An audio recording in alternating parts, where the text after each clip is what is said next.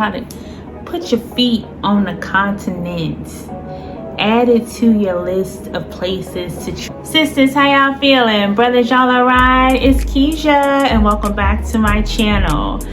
Today we are going to do, let me see, what's the word? I would say comparison video from South Africa to Senegal. You know, comparison is the thief of all joy, so I really try not to do that, but for the sake of this video, we are going to do a little comparison today. As you all know, I live in South Africa in Cape Town, but I am here visiting Senegal for a while. So I've noticed a lot of things. And first, we are going to talk about the weather. Okay, so I left Cape Town. It was winter, preparing for the spring. And here, I don't know whether it's summer or whether it's just hot year round, but it's summertime. It feels like summer, and it's the rainy season. So it's been a big adjustment for me as far as the weather goes, because sweating, the heat is intense, and it's very, very humid, and it rains a lot here in Senegal. The weather in South Africa or Cape Town, I would say we have 4 seasons, which I love. And even in the summertime, it's not that hot. It's like still a nice breeze because you have the ocean around, you have the beaches. So it's still not as intense. Here, it's pretty much, I would say it's equivalent to like South Florida, where I used to live growing up. It's pretty much hot all year round, where you get a little cool temperatures in the winter time, which is still not really winter. It's more of a springish type feel. So that is the differences between South Africa and Senegal. South Africa has 4 seasons. Senegal is just pretty much hot year round. Okay, I was informed that Senegal does in fact have 2 seasons, summer and winter, and it does get a little cold in the winter. I got here, I rented a car, and the first thing that I noticed when we went to pick up the car is that, first of all, the car was on E. Not like close to E. The gas light was on when I turned the key. So here, when you rent a car, it doesn't come on full, because in the States, when you rent a car, the car comes full of gas, you go, but you have to return it full of gas. Here, the car is on empty, and you just buy the gas as soon as you get here. The only issue that I have with that is I'm traveling. When you get in the car, you be wanting to go. You be wanting to get to point A to point B quickly, especially for me. I've been traveling almost 24 hours from South Africa to West Africa, and I don't want to go and put no gas in no car. But I consider it to be the same. It's the same concept at the end. Getting the car full, bringing it back on full, getting the car empty, bringing it back on empty. But I'm telling you, I wanted to drive that car till the fumes come out, because I wanted to get my money's worth from the petrol that we put in the vehicle. So that's different. And another thing, they don't have Uber here. They have the only transportation available besides the train is taxis. So the taxis are everywhere. So it's very easy to get a taxi. However, as a foreigner, as soon as they hear my accent, the price gonna go up. So it's cool for people who are local, they live here, you can bargain the price for the taxi. But if you are a foreigner, I don't think it's going to be a win-win situation for you unless you know the language fluently, unless you can pass as someone that's local or from West Africa. But that is another inconvenience of West Africa that I would say. Okay, so in South Africa, when I first came to South Africa, now we drive. I live there, so I don't rent a car, but I hired a driver there in South Africa. I use Uber when I go to the airport, or if I need a place that when I have to leave the car. So Uber is available in South Africa. It's Uber and Bolt, so it's very convenient, and usually the price is cheaper than the taxi. Because when I went to ask the taxi how much it would be, I live in downtown in this central business district. So I asked the taxi how much it would be for him to take me to the Cape Town airport, and he quoted me 280 Rand. I got on my Uber and got an Uber for 130 Rand. So Uber and Bolt is readily available, and it's usually a better price. So South Africa has Uber. Senegal, you have to use the taxis, or what I would suggest, take the train, because the train is the subject of transportation. Let's talk about the roadways. Okay, unless you're driving on the highway here in Senegal, do not expect a smooth journey. The roads are mostly of the roads are not paved once you get off the highway, and there's a lot of potholes. If it's the rainy season and it's raining, they do not have a good drainage system. Like, even in my rental car, I had to drive really slow through this puddle of water, praying that no water went into the engine. So the roads here are not well maintained. In the rural areas, you're gonna find lots of potholes, lots of speed bumps, lots of debris and stuff in the road.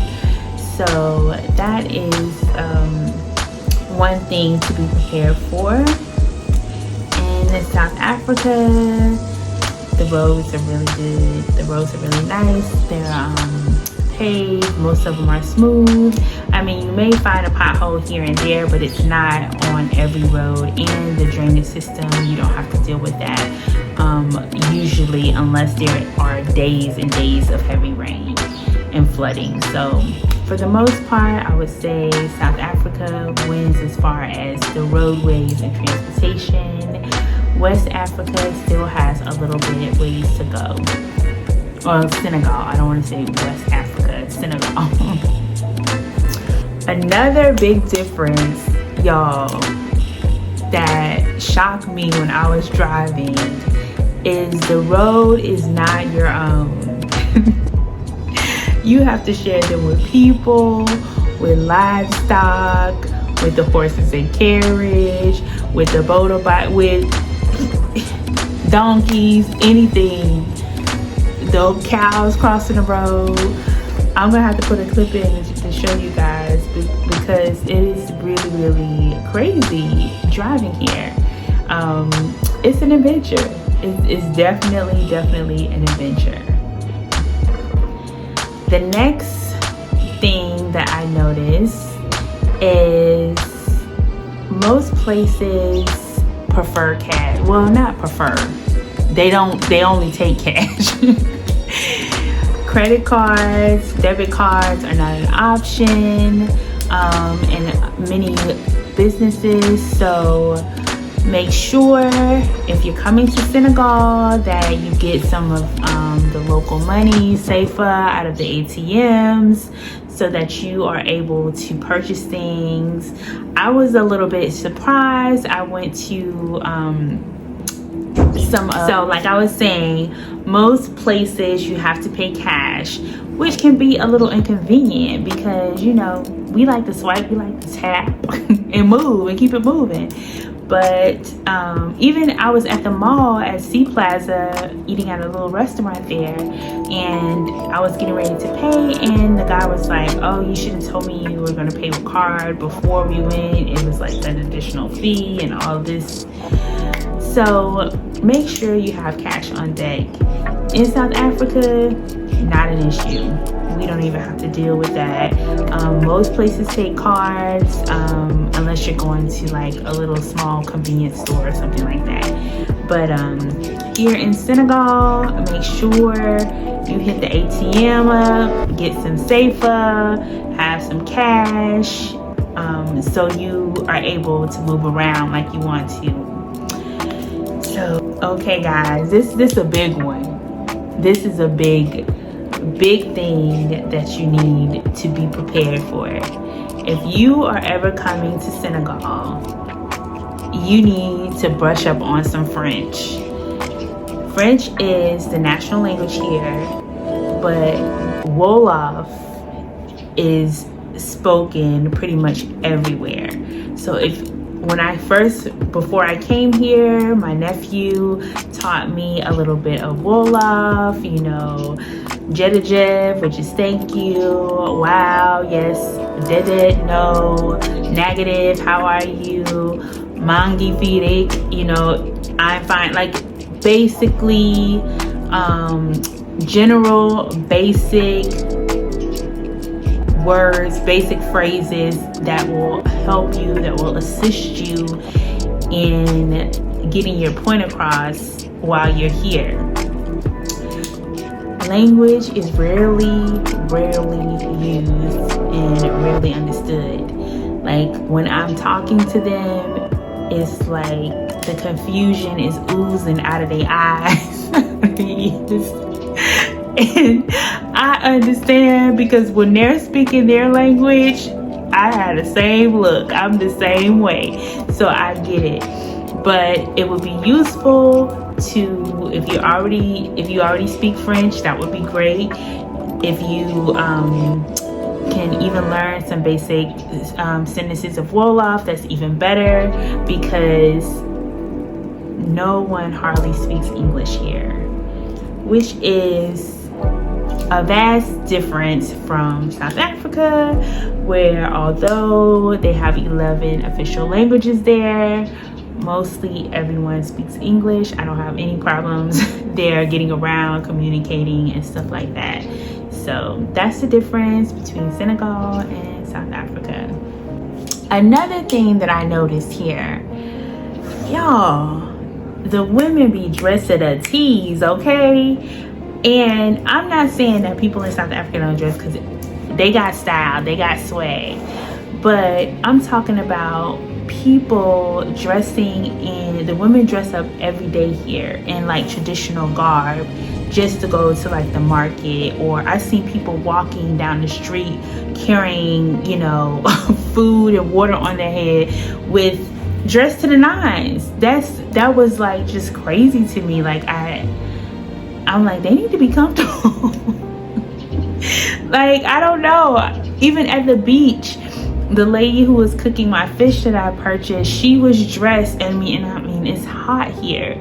So I'm like, you know, when you're running to the store, I might throw on like some yoga pants. I mean, I'm still gonna look cute, but not like traditional from head to toe, garb, head wrap, everything. So I feel like women here, they take their fashion, their traditional garb very seriously, regardless of if they're leaving the house. I think they dress up, period, because I even seen women just sitting under trees talking with their traditional garb on. So that is a big difference. And if anyone is from Senegal on here, I would like to know deeper, like, is it a deeper tradition? Is it a deeper meaning? Because I know, you know, your mom will be telling you, make sure you look decent when you go out the house, make sure you look nice when you go out the house, because you never know who you're gonna see. But looking nice and being dressed to the nines, to me, it's like a whole different category. So that was something that I really, really noticed right away, because I'm like, for one, like I said, it's hot, and you dressed up getting all this dust and dirt on your pretty clothes on your Sunday best. So that is different. That was definitely different. Something that I think is a signature of Senegal is them being dressed up to the nines every day if they're going out. For the women, because I didn't see that in the men. For the women, and I just clear. I just wanted to share the things that I've noticed while I'm here. Like I said, comparison is the thief of all joy. If I compare everything here in West Africa to South Africa, it's not gonna be, you know, it's gonna dampen my spirits. So I don't want to do that. I just want to point some things, some differences out to people who may be thinking about traveling here. Just be prepared, but just know that here in Senegal, the people are big. They have the soul and the spirit of Teranga, which is hospitality. They are super kind. They are very helpful. And I have been enjoying myself, although I have to make some adjustments for the weather, or, you know, getting used to certain things. I still have been enjoying myself. I think Senegal still has lots and lots to offer.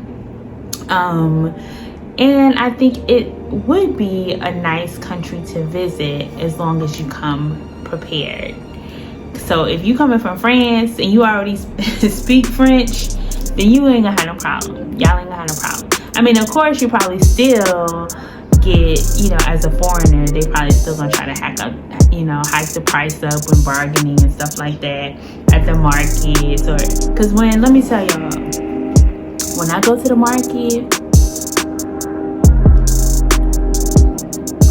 silent as a church member, I let other people bargain for me.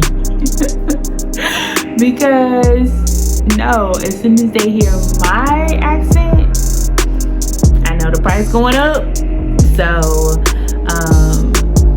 I do like to try, when I'm around family and friends, I do like to try to utilize my Wolof so they know I am trying, sis. I am trying to be a part of the conversation. It's a nice gesture, and I think it just shows more motivation that you are embracing the culture, embracing the language as a visitor.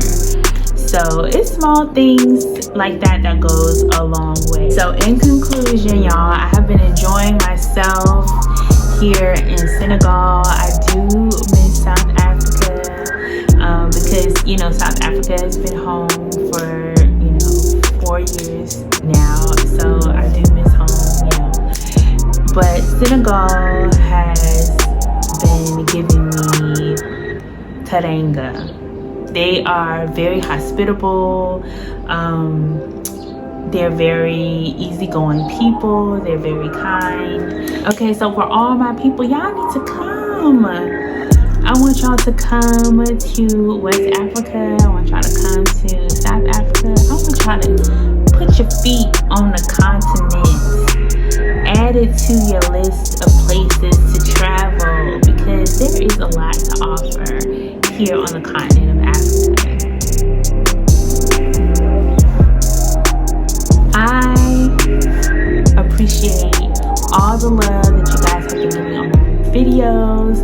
Please share with your friends, and don't forget to like, comment, and subscribe. Miracles and blessings, and I'll see y'all next time.